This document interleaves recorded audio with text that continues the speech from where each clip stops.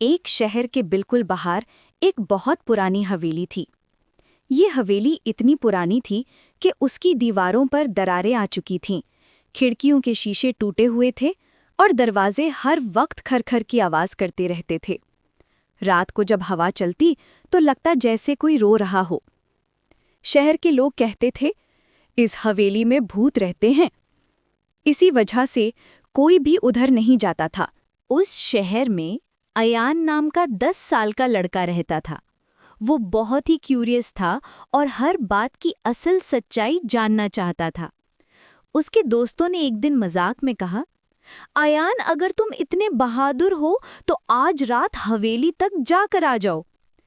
पहले तो अयान थोड़ा घबराया, लेकिन फिर उसने सोचा, मैं डर से भागूंगा तो सब मुझे डरपोक कहेंगे।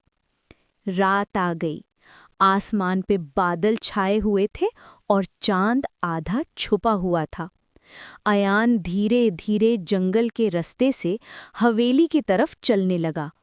हर पत्ता जो हवा से हिलता उसे किसी के कदम लगते। जब वो हवेली के करीब पहुंचा, उसने सुना ठक ठक। हू! उसने पीछे मुड़कर देखा, लेकिन वहां कोई भी नहीं था। वो हिम्मत करके मैं दरवाजे तक पहुंचा। दरवाज़ा बहुत पुराना था। जैसे ही उसने हल्का सा हाथ लगाया, दरवाज़ा खुद ब खुद चिर्र की आवाज़ के साथ खुल गया। अंदर बिल्कुल अंधेरा था। अयान का दिल बहुत ज़ोर से धड़क रहा था। उसने जेब से छोटी सी टॉर्च निकाली और ऑन कर दी। दीवारों पर अजीब से साए, यानी शैडोज़, हिल रहे थे। फिर अचानक उसने ऊपर से आवाज़ सुनी, धीरे धीरे।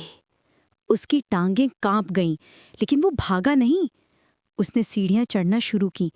हर सीढ़ी से खड़क खड़क की आवाज आ रही थी। ऊपर एक कमरा था जहां से हल्की सी रोशनी आ रही थी।